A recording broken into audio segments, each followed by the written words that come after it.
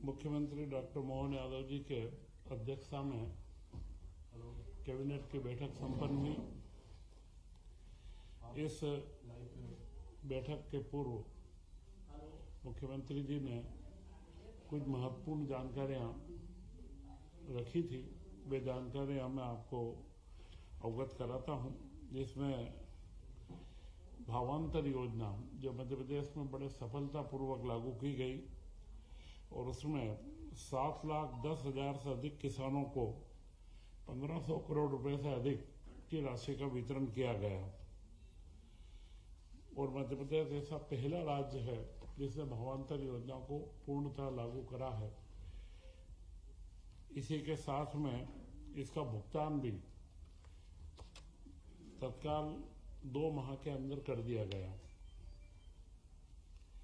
इसी बीच में 29 जनवरी को महाकाल लोक की तर्ज पर पशुपतिनाथ लोक का लोकार्पण भी मुख्यमंत्री द्वारा किया गया और पशुपतिनाथ की जो प्रतिमा है उसमें हमेशा क्षरण का मतलब उसके ऊपर पानी बार बार लगने से उसका जो लेप है खराब बिगड़ता रहा, तो उसके लिए एक अच्छी व्यवस्था करी गई कि दर्शक अपने जगह से भाव के लिए पानी एक जगह से डालेंगे, वो प्रतिमा के साइड से होता हुआ जाएगा। तो यह जो हमारी संस्कृति को ऊंचाइयां देने का काम मुख्यमंत्री डॉक्टर मोहन यादव जी लगातार कर रहे हैं, उसमें एक कदम और इसमें आगे बढ़ा है। एक प्रदेश में पहली बार भोपाल के अंदर ही 30 जनवरी को पुष्प महोत्सव आयोजित किया गया। यह कोई फूलों की प्रदर्शनी नहीं थी, यह मध्य प्रदेश के किसानों को उनकी आमदनी बढ़ाने के लिए पुष्प की खेती की और फूलों की खेती की ओर आगे बढ़ाने का भी एक उत्सव था। आज हमारे पास में करीब 40,000 किसान पुष्प से जुड़े हैं और वह 45,000 हेक्टेयर क्षेत्र में फूलों की खेती होती है। इसमें मालवा व निमाड़ महत्वपूर्ण है। इसको पूरे प्रदेश के अंदर बुंदेलखंड से लेकर के ग्वालियर, चंबा संभाग और महाकौशल में भी फूलों की खेती बढ़े, इसके लिए प्रदेश के प्रयास जारी हैं। तो यह एक महत्वपूर्ण 2-3 कार्य जो पिछली बार की कैबिनेट और इसके बीच में हुए, ये रखे गए थे।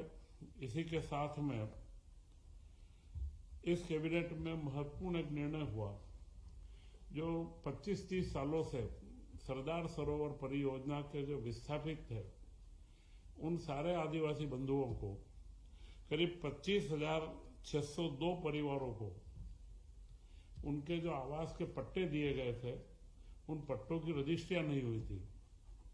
उनकी रजिस्ट्रियां मुफ्त में करने का, उसकी कोई राशि नहीं लगेगी, राज्य सरकार उसका भुगतान करेगी। करीब उससे 600 करोड़ रुपए का भार भी आएगा, परंतु यह एक ऐसा कार्य है जो 8 विधानसभा क्षेत्रों में फैला हुआ है, जिसमें कांग्रेस के नेता प्रतिपक्ष का भी क्षेत्र आता है वह कई प्रमुख कांग्रेस के, क्योंकि जो 8वां विधानसभा है उसमें 3-4 विधानसभाएं आज भी कांग्रेस के वहां से विधायक जीते हुए हैं, परंतु बिना भेदभाव के हमारी सरकार ने वहां पर यह निर्णय लिया कि उन आदिवासी बंधुओं को उनके पट्टों के ऊपर जो हक मिलना चाहिए, जो रजिस्ट्री होना चाहिए, वो रजिस्ट्री तत्काल की जाए और उसका जो एसओपी पूर्व में निर्धारित था उस एसओपी के अनुसार वे सारी रजिस्टर करेंगे। और इसमें करीब धार, बड़वानी, अलीराजपुर व खरगोन चारों जिले के 25,000 से ज्यादा परिवारों की हम रजिस्ट्रियां करवा रहे हैं।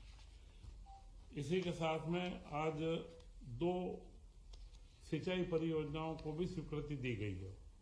ये सिंचाई परियोजना बाणसागर बांध के ऊपर स्थापित है। बाणसागर बांध से इनको पानी मिलेगा, क्योंकि बाणसागर बांध में जब से बना है मध्य प्रदेश सरकार का जो हिस्सा है उसमें से हम 60 से 65% ही उपयोग कर पा रहे हैं। बाकी हिस्सा हमारा करीब 250 एमसीएम का हिस्सा हमारा बाकी है। तो उसके उपयोग को बढ़ाने के लिए हमने बड़े तेजी से कार्य प्रारंभ करे हैं। तो यह जो 2 परियोजनाएं यहाँ स्वीकृत हुई है, एक है धनवाही सूक्ष्म सिंचाई परियोजना और यह दोनों परियोजनाएं लिफ्ट इरिगेशन वो प्रेशर पाइप के माध्यम से हर एक के खेत में जाएगी। इसमें कोई जमीन का अधिग्रहण नहीं होगा, सिर्फ पंपिंग स्टेशन के लिए 1-1 हेक्टेयर भूमि का अधिग्रहण किया जाएगा।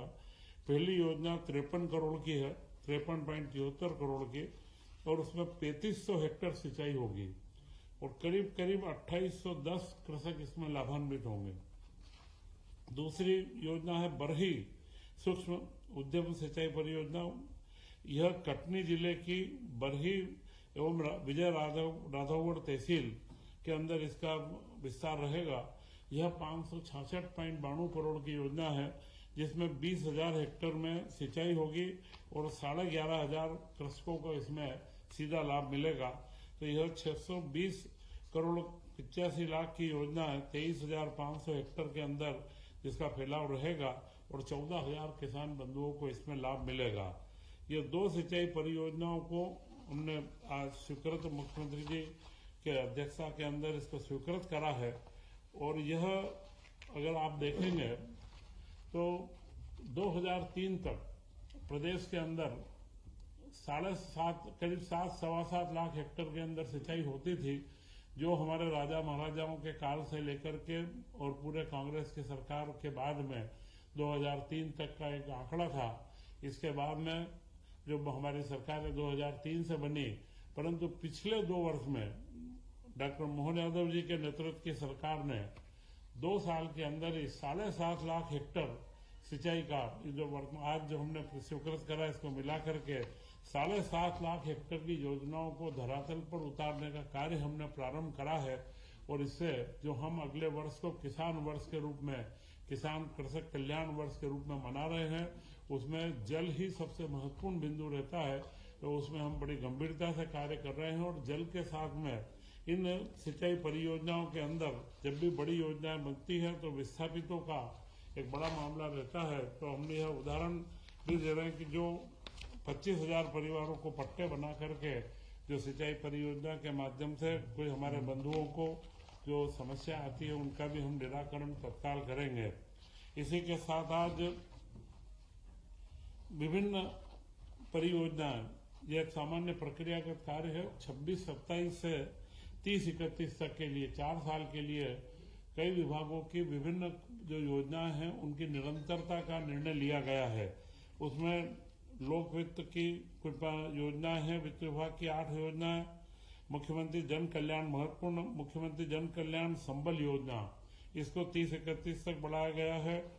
विधानसभा क्षेत्र निर्वाचन योजना आर्थिक का खाली स्थापना कार्यालय व्यय का है। पशुपालन में मुख्यमंत्री पशुपालन विकास योजना, इसकी निरंतरता आगे बढ़ाई गई है। पशु चिकित्सा विज्ञान महाविद्यालय जबलपुर ब्लॉक ग्रांट योजना, इसको भी 555 करोड़ का भार है, इसे आगे बढ़ाया गया है। पशुपालन और डेयरी में गौ संवर्धन और पशु विकास की योजना, महिला बाल विकास में किशोर कल्याण निधि की योजना, घरेलू हिंसा की पीड़िता के लिए सहायता योजना एवं पिछड़ा वर्ग में अल्पसंख्यक स्वरोजगार व उद्यम योजना, ये सारी योजना करीब करीब 15,009 करोड़ का इनका वित्तीय भार है। इन योजनाओं की निरंतरता की स्वीकृति दी गई है।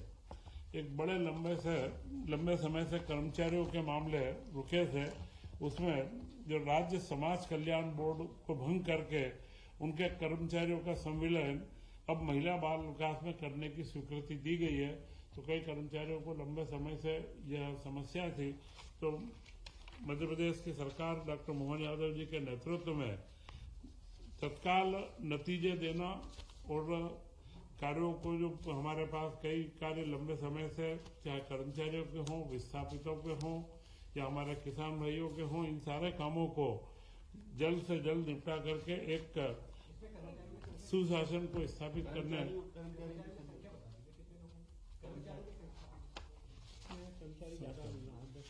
कमी है। बहुत छोटा बोर्ड था, परंतु चाहे 8 भी हो, तो बड़े लंबे समय से वो लोग परेशानी में थे, तो उस कार्य को हमने पूरा करा। आप जो चाहें कुछ तो इसमें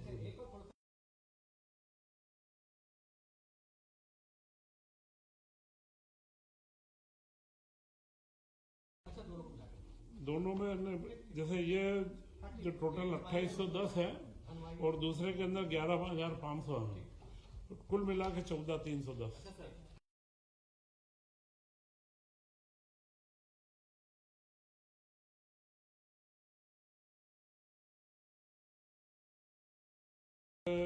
मैं ये ब्रीफिंग में कैबिनेट की आपको बता दूं, ये कैबिनेट की ब्रीफिंग का दायित्व तो मुझे दिया था और अभी मुख्यमंत्री जी ने 1 घंटे पहले ही पूरी प्रेस कॉन्फ्रेंस पूरे केंद्रीय बजट के ऊपर ली है, तो मेरे ख्याल से उन्होंने इन सारे प्रश्नों का जवाब आपको दिया।